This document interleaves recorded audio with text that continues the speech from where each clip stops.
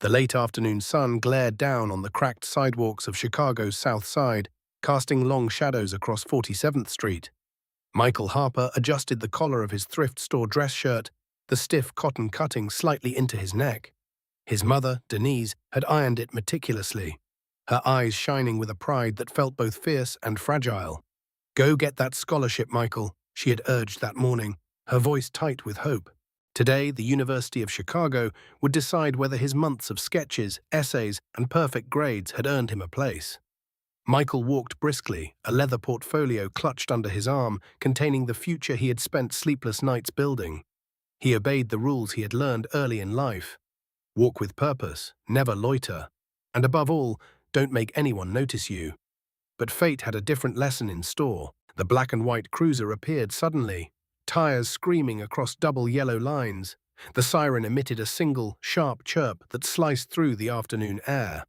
Michael froze. Heart pounding, he told himself, "Stay calm, you're just walking to an interview." The door slammed open. Officer Darren Holt emerged, a mountain of a man, his buzz cut and broad shoulders casting a shadow that felt like menace incarnate. Known on the streets as the Hammer, Holt treated everyone as if they were nails, and today Michael was about to be his next target. "Hold it right there," Holt barked, one hand resting dangerously close to his firearm. Michael raised his hands, palms open. "Good afternoon, officer. Is there a problem?" Holt didn't answer. He circled Michael, chewing gum with an open mouth, eyes scanning with contempt. "Where are you running to in such a hurry?" Michael swallowed. "I'm heading to a scholarship interview at the University of Chicago."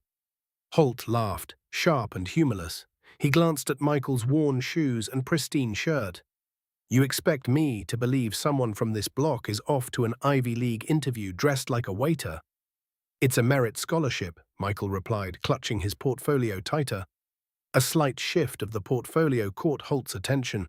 "Don't move," he shouted, tightening his grip on his holster. "Drop the bag." Michael hesitated. That portfolio was his life, a fraction of a second too long.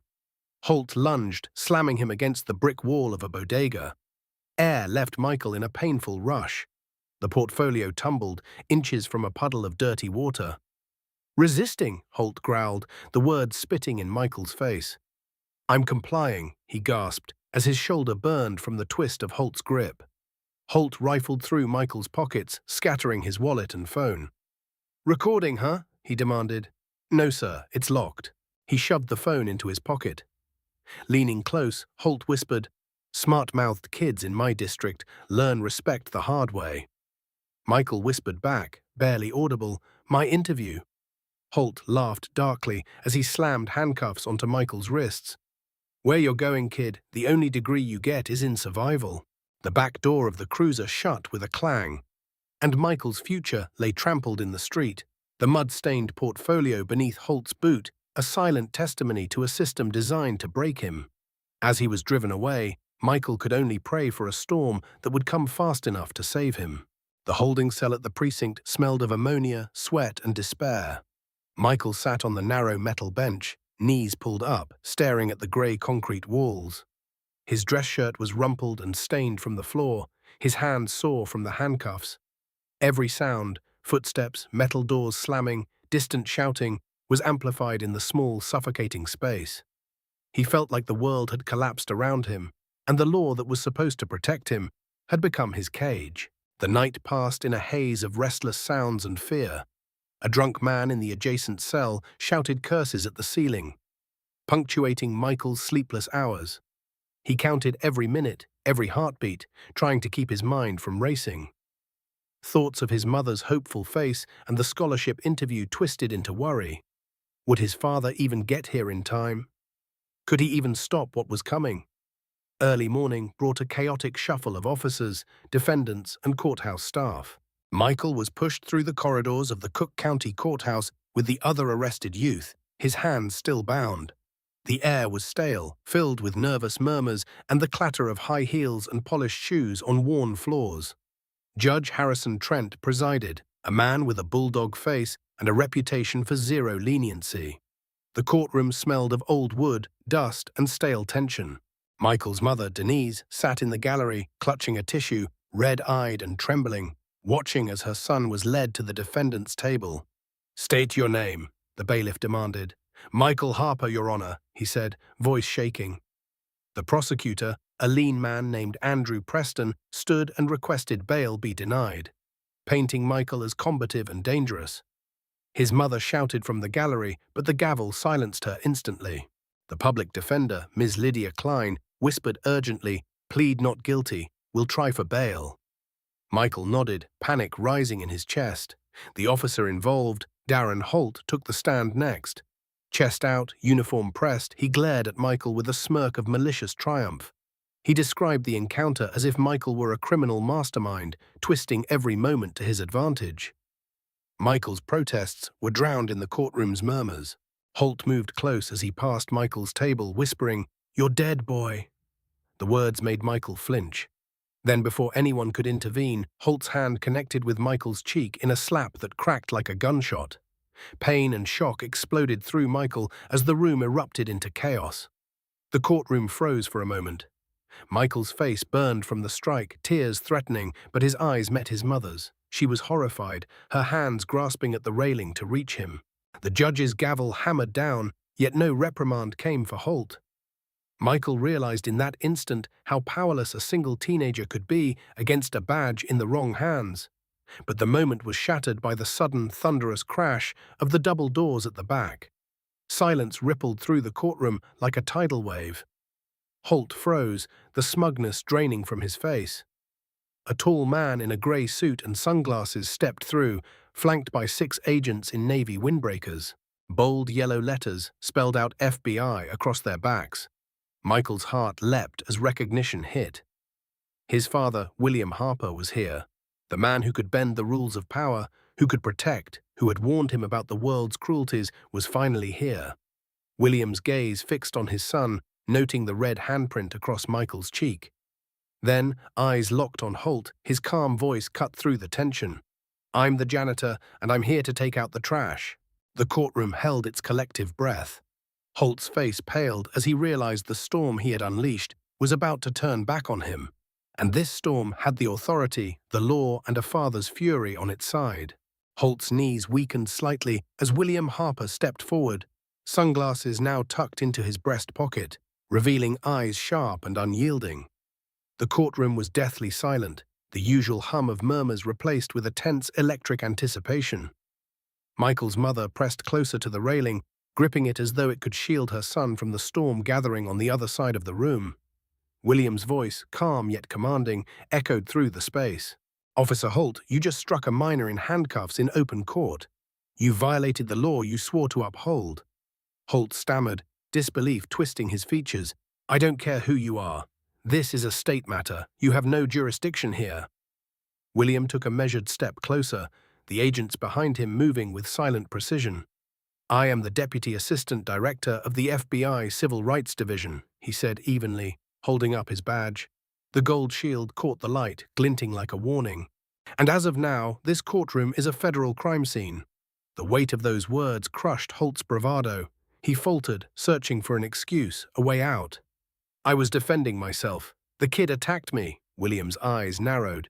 "Your defense is lies. You assaulted a compliant, restrained minor, the evidence is on tape, and your entire precinct has been under surveillance. You wanted a victim, Holt. You wanted to feel powerful. That power ends now."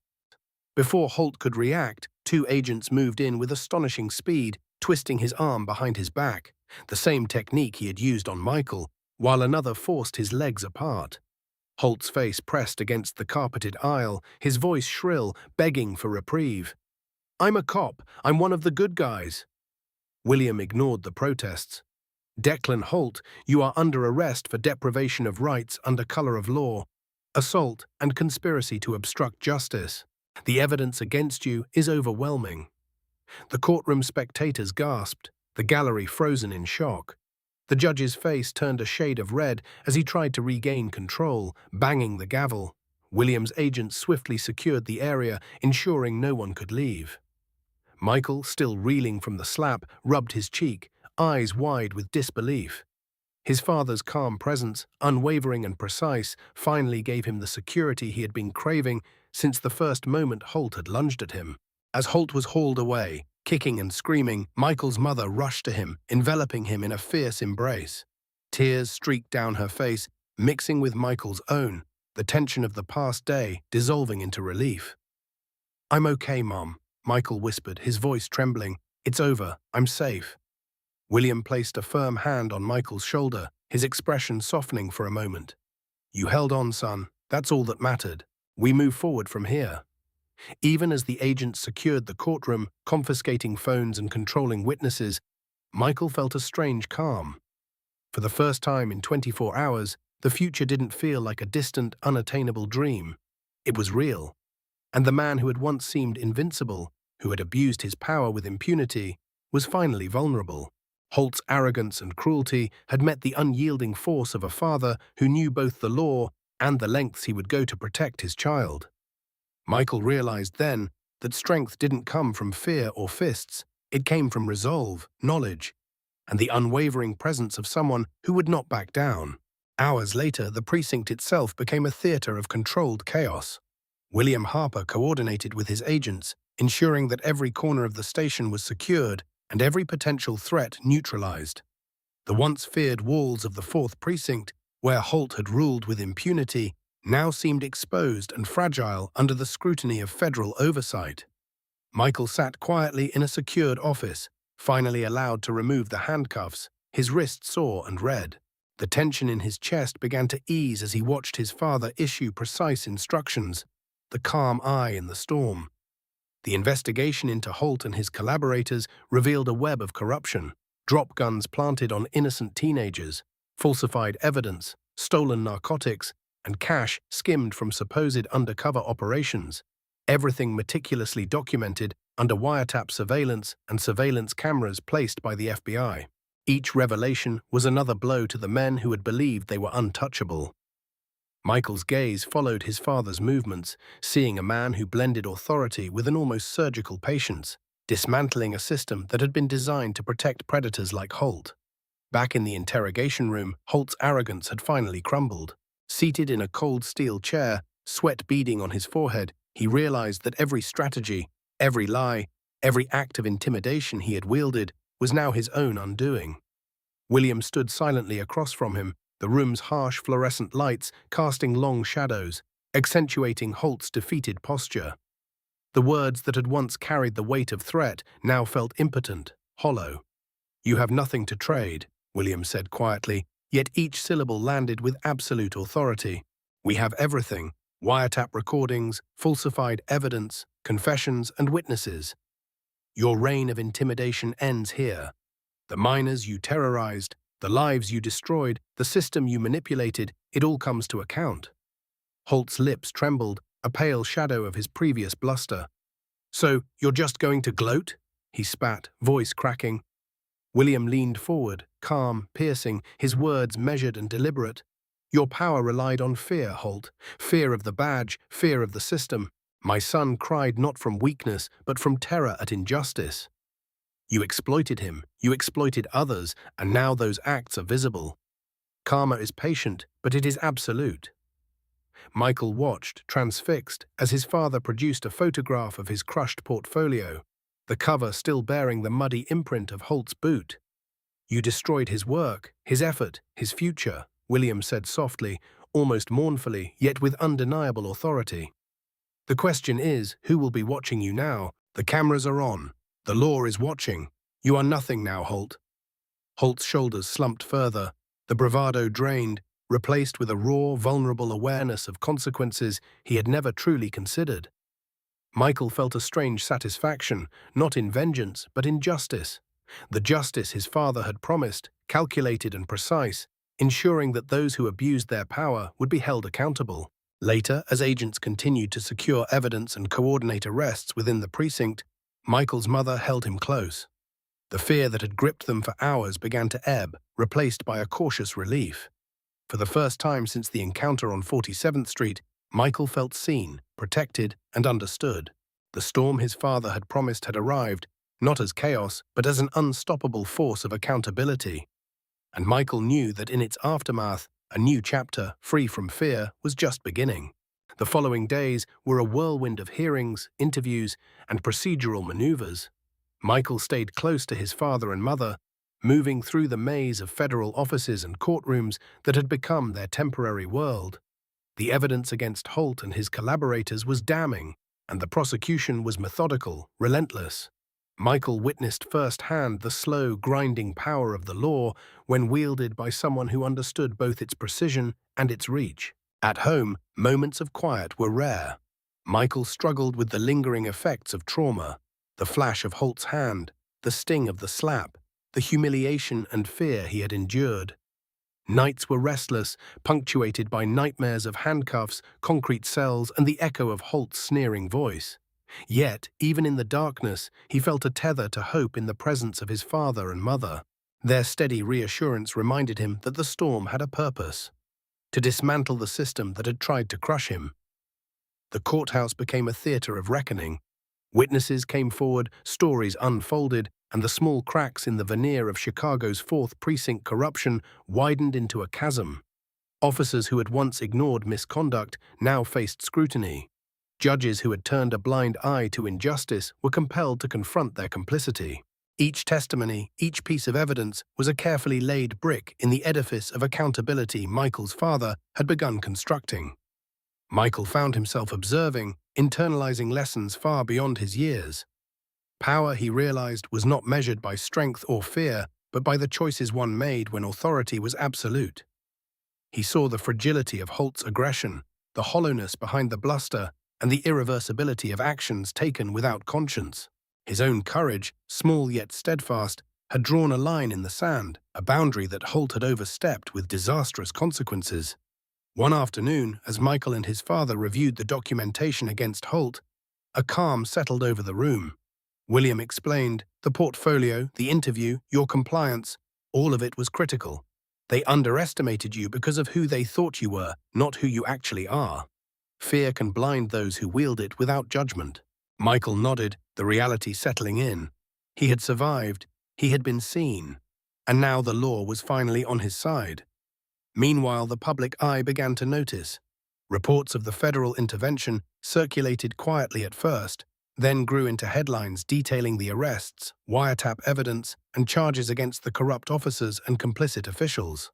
Michael's story, though still personal and raw, started to resonate with a broader audience, a testament to resilience and the pursuit of justice. But amid the attention and relief, Michael's father remained vigilant. Every step was calculated, ensuring no loose ends, no overlooked details. The corruption ran deep, and accountability required patience, precision, and resolve. Michael observed his father's calm determination, absorbing the lessons of justice tempered with strategy, understanding that the world could be cruel, but also that courage and intellect could tip the scales. That evening, Michael returned home, exhausted but grounded. Sitting at the kitchen table, he traced the lines of his portfolio, now repaired and digitized by forensic experts. It was a symbol, not just of the art he had created, but of survival, resilience, and the undeniable truth that even in the face of overwhelming power, integrity and resolve could prevail. The storm had arrived, leaving devastation for the corrupt, but restoration and hope for those who had endured it. Weeks passed, and the legal proceedings moved steadily, each day revealing more of the corruption that had festered in the precinct. Michael's father, William Harper, orchestrated the investigations with meticulous care, leaving nothing to chance.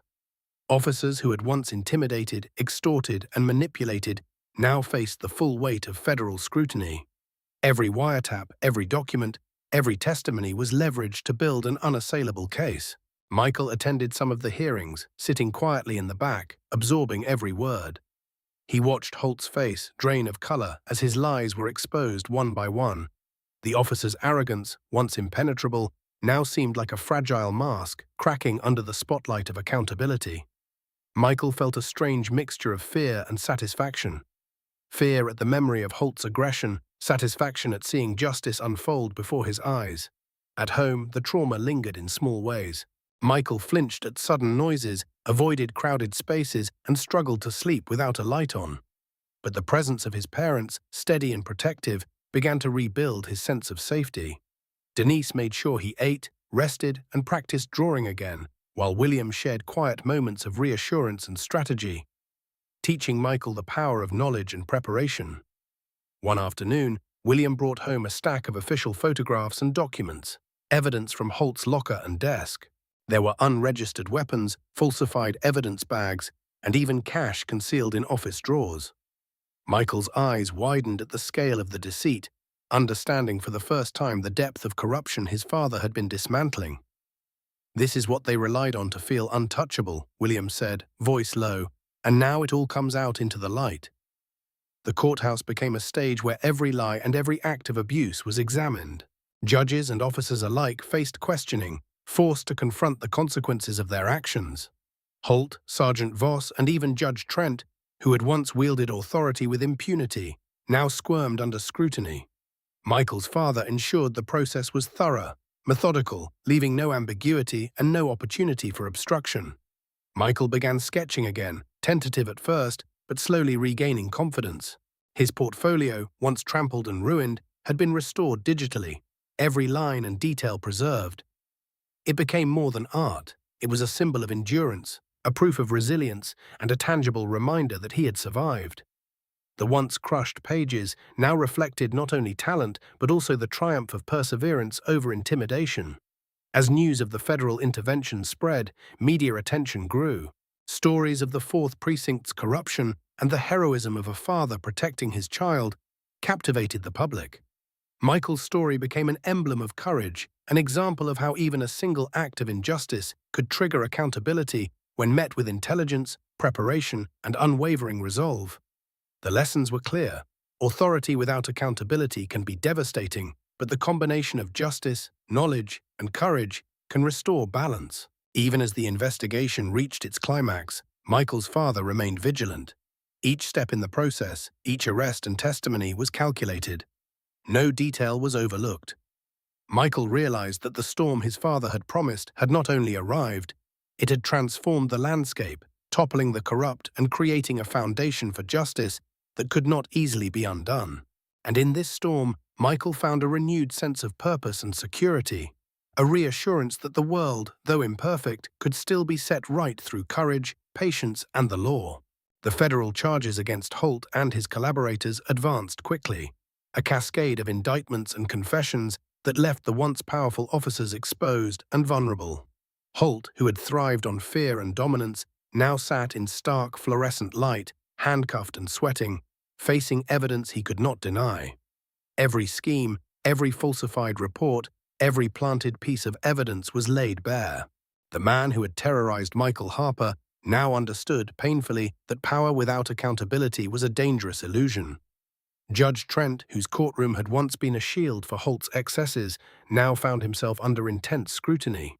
His complicity, whether through inaction or tacit support, was exposed. The Illinois Judicial Inquiry Board moved quickly, stripping him of his judicial privileges. Witnesses who had feared retribution were now emboldened, testifying freely. Michael watched the proceedings with a mixture of awe and quiet horror, realizing just how deeply corruption could penetrate institutions he had once trusted. At home, Michael continued to grapple with lingering anxiety and trauma. Nights were filled with restless dreams, the slap, the concrete walls, the crushing sense of helplessness. Yet each day, with his father's guidance and his mother's steadfast presence, he rebuilt his routine and regained small victories. Sketching became his anchor, a way to process fear and reclaim control over his world. Each stroke of the pencil reminded him that he had survived, that his voice and vision mattered. William Harper remained a constant presence, both as a protector and a teacher. He explained the nuances of legal strategy and investigative work, helping Michael understand the broader impact of each piece of evidence and testimony. Michael learned not just about law and justice, but about resilience, foresight, and the responsibility that comes with power. The lessons were subtle yet profound. Courage is measured in persistence and intelligence, not brute force. The media attention grew as the scandal reached the public. Reports detailed the corruption, arrests, and federal oversight, shining a harsh light on a precinct that had long operated in shadows. Michael saw his story portrayed not as a sensational anecdote, but as a testament to the strength of family, law, and perseverance. It was proof that the system, while flawed, could still correct itself when guided by integrity and knowledge. Through it all, Michael remained focused on his future.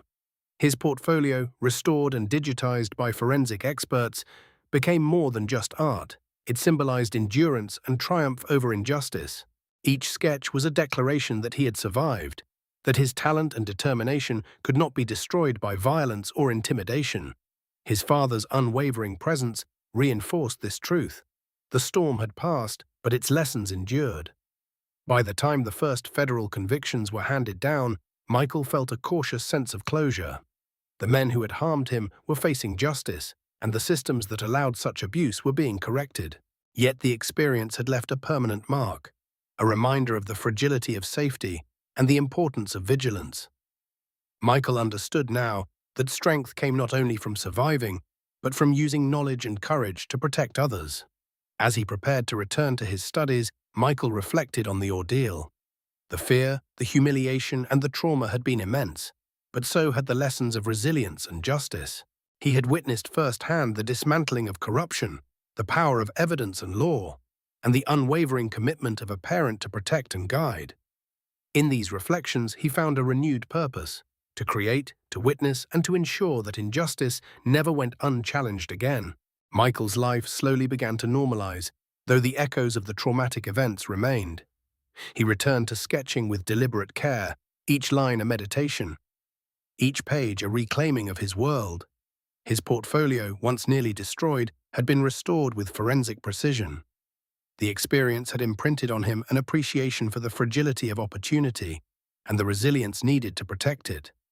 At the federal offices, the fallout from the investigation intensified. Holt's accomplices, including Sergeant Voss and Judge Trent, faced legal consequences. The web of corruption unraveled completely under William Harper's oversight, revealing years of misconduct, falsified evidence, and abuse of authority. Michael observed the proceedings from a distance, noting the meticulous precision his father applied in bringing justice without vengeance, demonstrating how law could be wielded responsibly. The courtroom drama was mirrored in media coverage. Newspapers, online platforms, and news segments recounted the story of a father defending his son against an abusive officer, highlighting the systemic failures that had allowed such corruption to persist. Michael's ordeal became a beacon of resilience, proof that even in a city with deeply entrenched corruption, justice could prevail when courage, knowledge, and integrity intersected. Even amid public attention, home remained a sanctuary. Michael's mother, Denise, nurtured his emotional recovery, reinforcing routines and fostering calm. William's mentorship continued, combining practical guidance with quiet moral lessons. Michael began to understand that protection and education were intertwined, that vigilance, intellect, and empathy were essential tools for survival in an unpredictable world. One afternoon, as Michael reviewed his restored portfolio, he reflected on the day Holt had struck him. The slap, which had seemed an insurmountable humiliation, was now a pivot point in his narrative. He had survived, he had resisted intimidation, and through the coordinated actions of his father and the federal authorities, he had witnessed corruption brought to light.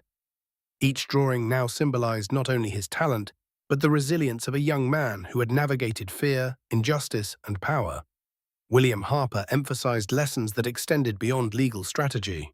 Michael, he said, strength is measured not by the ability to intimidate, but by the courage to stand firm, to persevere, and to protect those who cannot protect themselves. Holt's arrogance was a test, and you passed, not because you fought, but because you held your integrity intact. Michael absorbed the words, realizing that survival alone was not enough. Principled action defined the real victory. As federal convictions were handed down, including lengthy sentences for Holt, the precinct captain, and Judge Trent, Michael felt a quiet closure. The men who had exploited their authority to harm others were now accountable, yet he also understood the cost. The trauma, the sleepless nights, the fear that had become constant companions. Still, the restoration of justice and the protection provided by his father offered a foundation on which he could rebuild. The story of the 4th Precinct became emblematic of a larger truth. Systems can fail, individuals can abuse power, but resilience, courage, and principled action can restore balance. Michael's journey, from fear to observation, from survival to reflection, revealed the enduring importance of vigilance, moral courage, and the presence of those willing to act decisively to protect justice and family. It was a lesson that would guide him and those who witnessed his story for years to come. Months later, Michael finally received the letter that had been delayed by the chaos, a thick, cream-colored envelope with the University of Chicago seal. He hesitated before opening it, memories of the ruined interview and the slap still fresh. His mother, Denise, and father, William, watched in quiet anticipation. With trembling hands, Michael broke the seal and unfolded the letter. His eyes scanned the words, then reread them, disbelief and relief mingling in equal measure. "Dear Mr. Harper," it began, "we were distressed to learn of the circumstances that prevented your attendance at the interview. However, your portfolio, which was recovered and submitted by your legal counsel, speaks for itself. Furthermore, the resilience and character you demonstrated under extreme duress have not gone unnoticed. We are pleased to offer you the Presidential Scholarship for the Arts, a full-ride opportunity." Michael's breath caught. Tears welled in Denise's eyes as she whispered, "It's a full ride, Michael. You did it." He exhaled slowly, letting the weight of the news settle. The portfolio that had once been trampled in the gutter now represented not only talent, but perseverance, courage, and the validation of every long night spent drawing, planning, and hoping. In court, Holt's trial concluded with swift federal sentencing. The evidence was irrefutable. Falsified evidence, abuse of minors, corruption, and racketeering charges stacked against him like blocks. The arrogance that had once defined him had vanished, replaced by a hollow, haunted look. Judge Allar's verdict was precise, guilty on all counts, and when it came time for sentencing, Holt's pleas for protective custody were denied. His actions had violated so many that no isolation could shield him from the consequences he had earned. Holt was transported to a high-security federal facility, forced into labor that mirrored the humility and vulnerability he had once denied his victims. Inmates mocked his former authority, and he was reduced to performing menial work, scrubbing floors under the critical eyes of those who understood his previous abuses. For the first time, he experienced the very powerlessness he had inflicted on others. Michael, meanwhile, began his new life at the university, focused and purposeful. The trauma of the past lingered, but it became a backdrop rather than a barrier. Each day brought new challenges, but also the opportunity to create, to learn, and to grow. William and Denise remained constants, guiding without controlling. Their presence a shield that allowed Michael to explore, take risks, and reclaim his voice. The experience had instilled in Michael a profound understanding of power, justice, and human resilience. He saw clearly that authority, when unchecked, could devastate lives, but also that courage, preparation, and integrity could overturn corruption. Holt's downfall was not just personal vengeance. It was a demonstration of accountability, lawfulness, and the necessity of standing against injustice. Sitting at his drafting table one quiet evening, Michael reflected on the journey from fear to triumph. The slap, the cell, the courtroom chaos, and his father's calculated intervention had all shaped him. He now understood the real victory wasn't the punishment of Holt, it was the reclamation of safety, dignity, and opportunity. The storm had passed, leaving devastation for the corrupt and freedom for those who had endured. Michael smiled faintly as he sketched, thinking about the lessons, the protection, and the resilience that had brought him here. He thought about future challenges and future victories, grounded in the knowledge that integrity and courage could guide him through any storm. The emotional peak of his journey had arrived, leaving him reflective, transformed, and ready to move forward with a sense of justice restored and life renewed. Months later, Michael settled into his life at the University of Chicago, fully immersed in his studies and art. The city's winters were sharp, the wind biting against the campus's stone buildings. But inside, the warmth of purpose and accomplishment fueled him. His restored portfolio hung in his dorm room, a testament to perseverance, resilience, and the storms he had survived. Each sketch was more than art. It was a declaration that he had endured and reclaimed his life. His father, William, continued his work with the FBI, but now spent evenings at home with a sense of quiet pride. Michael's mother, Denise, ensured their home remained a sanctuary, full of encouragement, understanding, and laughter that had been absent during the previous months of turmoil. Family dinners became rituals of comfort, healing, and the affirmation that the world, though flawed, could still hold safety and care. Michael thought often of Holt, now serving his federal sentence in a maximum security facility. The man who had wielded power to intimidate, humiliate, and harm was reduced to cleaning floors and performing menial tasks under scrutiny. The irony was not lost on Michael. The once dominant figure, now completely powerless, facing consequences that were both legal and symbolic. It was justice, methodical and absolute, but it had arrived without spectacle, leaving only a sense of equilibrium restored. The lessons from the ordeal extended beyond personal triumph. Michael understood the importance of vigilance, preparation, and courage.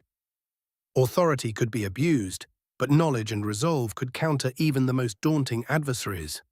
He began mentoring younger students, sharing insights about integrity, resilience, and the courage to stand against injustice, quietly ensuring the lessons he had learned could ripple outward. One afternoon, Michael's young son, Preston, built a tower of blocks in the sunlight streaming through the living room. Michael knelt beside him, not towering, not intimidating, but meeting his eyes with the love and respect that had defined his own recovery. "It's beautiful, Preston," he said softly. "A strong castle. It'll keep you safe." In that moment, the arc of his life felt complete. The fear, the trauma, and the injustice of the past had been met with protection, resilience, and justice. Safety, love, and integrity had triumphed. Michael kissed Preston's forehead and whispered, "Come on, let's get some ice cream. I feel like celebrating." Preston's wide eyes asked, "Celebrating what?" Michael smiled genuinely, unburdened by fear or rage. "Freedom," he said. "Just freedom." Looking back, Michael recognized that the true victory wasn't the downfall of Holt, the arrests, or the media attention. It was the reclamation of life, safety, and dignity, the ability to raise his son in a world that was a little more just, a little more fair, because he and his family had stood firm. He understood now that courage and integrity, coupled with knowledge and action, could bend the arc of justice toward accountability. The story of Michael Harper and Officer Darren Holt remains a stark reminder. Power may reveal character, but it does not protect it. Holt mistook fear for respect and silence for consent. Michael's father, William Harper, showed the world that the most formidable force is not a badge or a gun. It is a parent who knows their rights and is willing to protect their child at all costs. And in that protection, justice can truly prevail. Subscribe to the channel, leave a comment, and share this video.